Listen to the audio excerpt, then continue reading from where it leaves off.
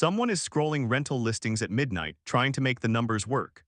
$14,560, that's the gap in a single year between renting a whole place alone and renting one room in a share house.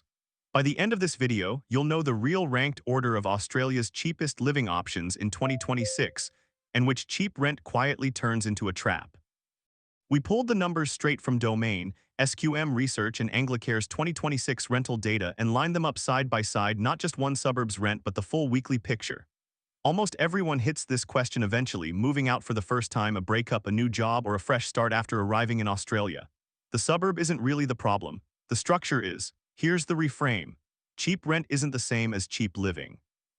A lower rent that forces you to run a car or skip public transport can quietly cost more than a slightly higher rent close to everything you need.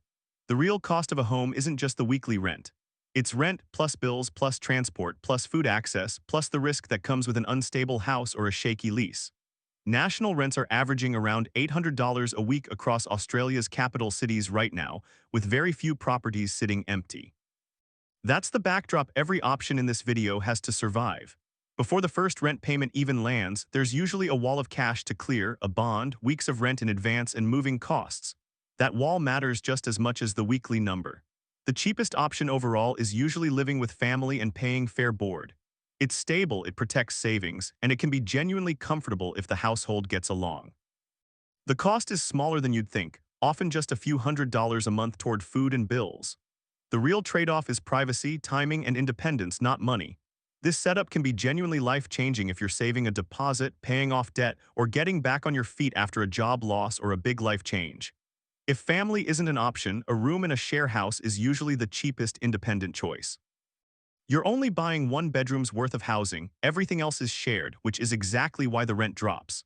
A room like this often lands somewhere between $180 and $350 a week, depending on the suburb, and whether bills are already included. That gap is where the $14,560 saving from earlier actually comes from. Some rooms include electricity, gas, internet, and water in the rent. Others don't. A room that bundles bills in is often easier to budget than a slightly cheaper room with unpredictable extra costs. The catch is quality control. A bad sharehouse mold, no lease, unstable flatmates can cost more in stress and moving costs than it ever saved in rent.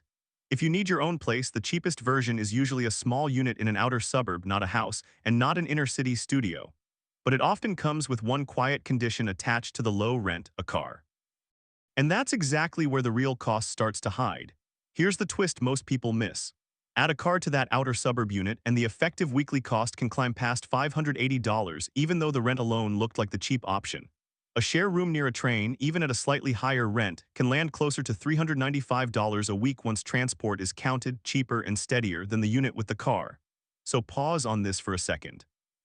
In your own life, has it been the rent number driving your decision, or the total weekly cost, once transport and bills are actually added up? Here's the part that surprises people. A pricier inner-city room with no car can genuinely beat a cheaper outer suburb unit that needs one. The ranking isn't fixed, it depends on your actual commute.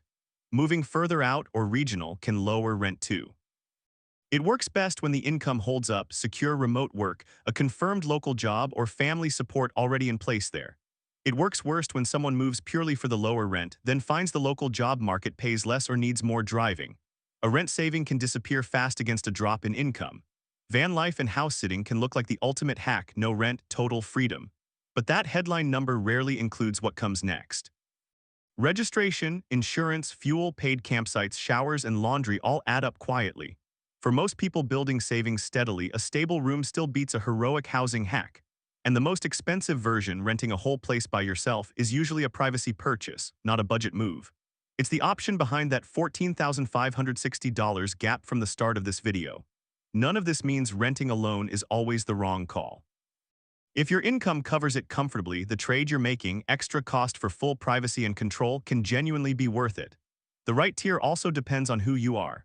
A couple splits rent two ways, which changes the maths completely. Someone newer to Australia might take a short-term room first, then choose a suburb once work is settled.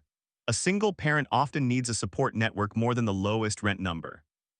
A remote worker, on the other hand, can sometimes chase the cheaper region without losing a dollar of income. An older renter downsizing later in life often values stability and low maintenance over the cheapest number, which can shift the ranking toward a quiet unit over a busy share house. Here's the sober number. Anglicare's 2026 snapshot found a full-time minimum wage worker could afford just 0.5% of rental listings nationally. In that same snapshot, someone on JobSeeker could afford just one rental listing across the entire country. That's the sharp edge of the market for the lowest-income households. That's not a personal failure, it's a structural squeeze. The practical response isn't guilt. It's reducing housing consumed per person, protecting income, and avoiding transport traps wherever you can. The cheapest living option was never really one suburb or one city. It's a structure: share the space, keep transport light, and protect the income that pays for all of it. So here's the blueprint: share the dwelling first, avoid car dependence second, protect your income third. That order, more than any single suburb, decides your real cost of living. The simplest version of that test is one table: rent, bills, transport, food access, commute hours, and the cash needed to move in, the same columns filled in for every option side by side. Before you sign anything, run one property against another using that same table. That's the habit that beats chasing the cheapest postcode. Next time a listing looks cheap, ask the same 3 questions out loud before you get excited. Who am I sharing with? How do I get to work? And what happens to my income if this doesn't work out? If this helped map your thinking, subscribe. We put out one of these guides every week.